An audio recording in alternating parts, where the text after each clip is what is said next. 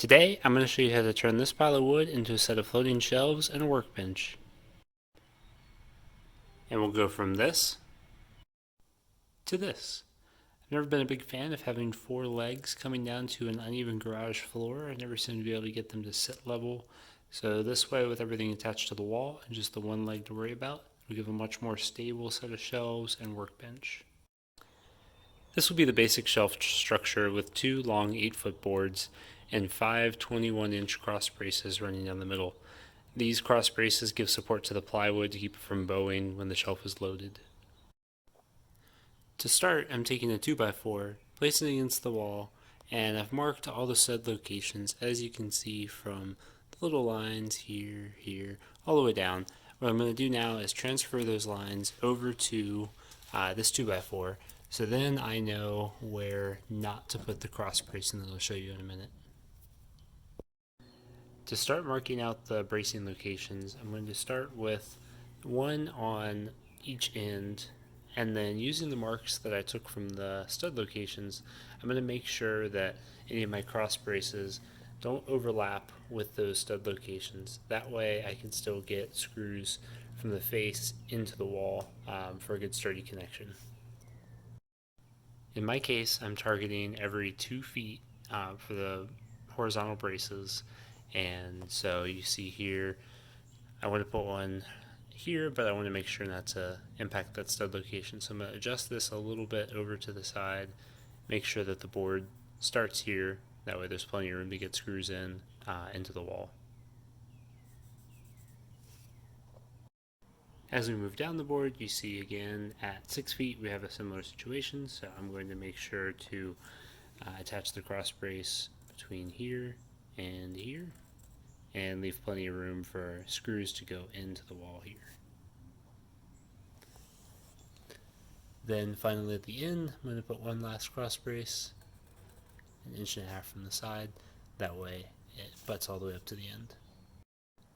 Since I'll have a front and a back for the horizontal main 8-foot sections, I'm going to use a speed square to quickly transfer my marks from one board to the next so that I can get everything lined up well and won't have to measure the second board.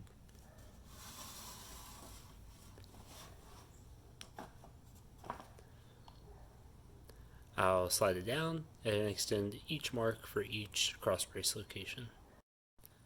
Now with the marks extended, I won't have to measure each time and check for square. I can just quickly line the boards up visually, go ahead and drive the screws in, and have everything lined up. For each cross brace, I'm going to mark out of a single 2x4 a length of 21 inches per brace. This gives you 24 inches of width to the shelf, minus the 3 inches for your front and back 2x4. With my line marked, next I'll use my speed square as a guide and cut each board to length using my circular saw. Now with your first board cut, go ahead and use it to mark out the rest and repeat for all 5 braces. Make sure each cross brace is aligned with the marks you made earlier, and next we're going to check the shelf for square. In order to check for square, you're going to run the tape measure diagonally from one corner to the opposite corner of the shelf. What you're looking for is the diagonal measurement in both directions should be the same. So you're going to measure it this way, and then you're going to flip corners and measure from that corner to that corner. It should both be roughly 99 inches for this size of shelf. If you do adjust the size, then this distance will change, but as long as the distance is the same from both corners, then your shelf is square. To make sure I have a good strong connection for each cross brace, I'm going to be using two 3.5 inch number 10 screws for each connection, so 2 on each end per cross brace. Then also, just to make sure that the connection doesn't come loose over time, I will be using some tight bond glue as well.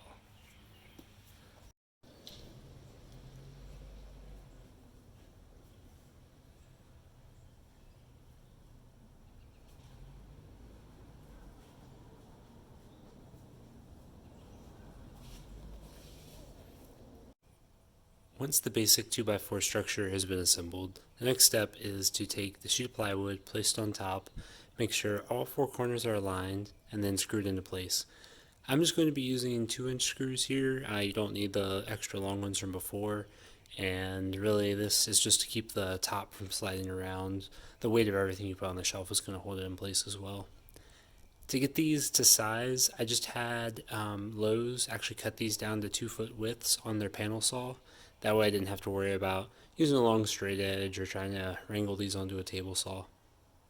So let's go ahead, get everything screwed down, and then we'll have one shelf ready to go up on the wall. Attaching the shelf to the wall, especially when it's high up, is usually pretty difficult. What I've done is put these small blocks screwed into the wall. Basically the shelf will sit on these while I get the shelf attached to the wall, and that just keeps it from shifting and having to fight with level. What I'll do is I will then remove those once the shelf's up.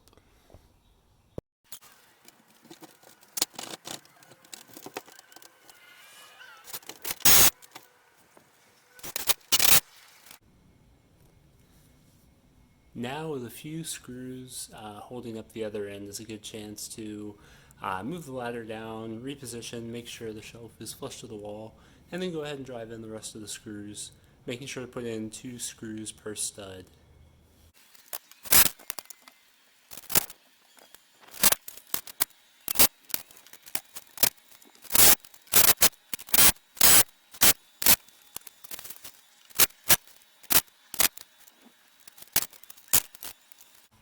Now with the shelf mounted, I've taken down the stop blocks and ready to continue on.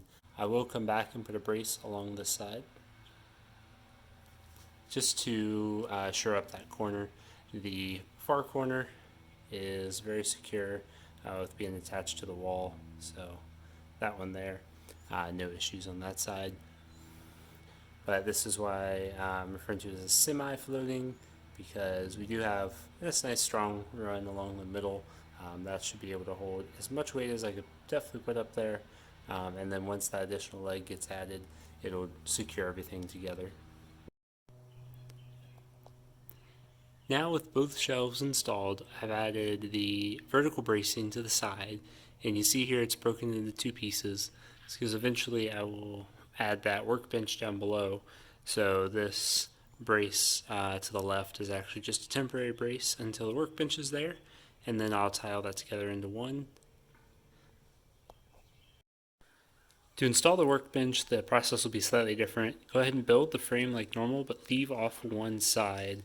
It's going to allow us to slide this in behind the 2x4 support.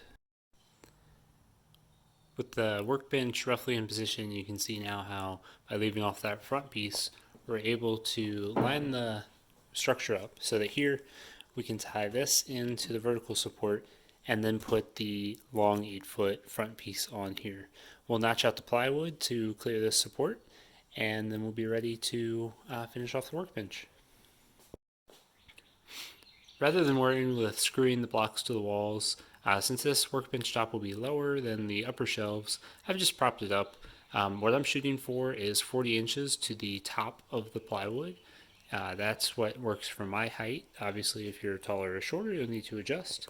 So what I've done over here on the wall is I've marked 40 inches, and be sure to account for the thickness of the plywood as well. In order to make it easier to hold the front support in place while I attach it, I've clamped 2 small pieces of 2x4 on, just using some quick clamps to the underside of the pieces that stick out. That we have a good support. What we'll do is as we go along to each of these, start on the far end, make sure that you're level across the top, and then we're going to go board by board, checking level, making sure that we're good. And then finally, the most important part for checking level is this end piece. Make sure to adjust up and down as you need to. With the front rail attached, measure for where you need to notch out for the vertical support. Even though the front should be the 1.5 inches for a 2x4, sometimes you end up with a small gap here that needs to be accounted for. So just go ahead and measure. What you're looking for is the distance on each side of the vertical support. So in my case, 18 3/4 over to 22 1/4. So I'll make a notch that is that deep.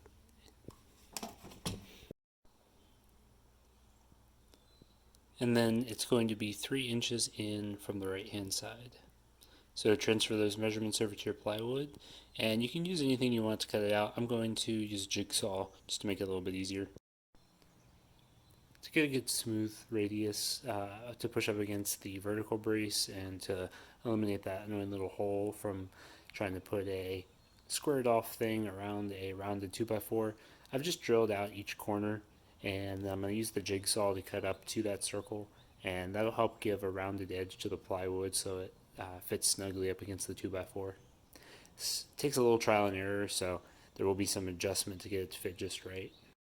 If you're using plywood sheathing like me, it will very rarely ever be completely flat. So once you have it in place, you're probably going to need to clamp down the ends to get them snug down.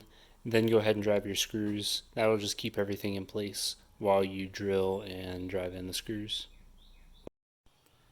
Now, with the workbench in place, you're ready to grab all your stuff, get it organized, get it back up on the shelves. And one thing I'll do later on is I'm actually going to add some additional shelves on the right hand side of the workbench and some shelves down underneath. I'm going to keep some of that area open for things like my shop vac, floor jacks, all those sort of things that I want to be able to roll in and out easily. But the rest of the space I'll make for either sitting or storage.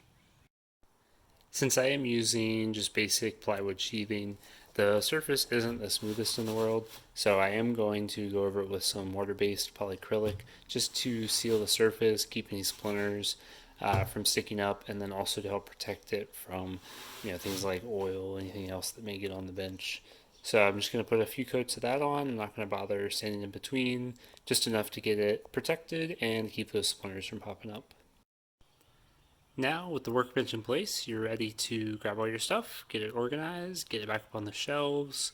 And one thing I'll do later on is I'm actually going to add some additional shelves on the right hand side of the workbench and some shelves down underneath. I'm going to keep some of that area open for things like my shop vac, floor jacks, all those sort of things that I want to be able to roll in and out easily.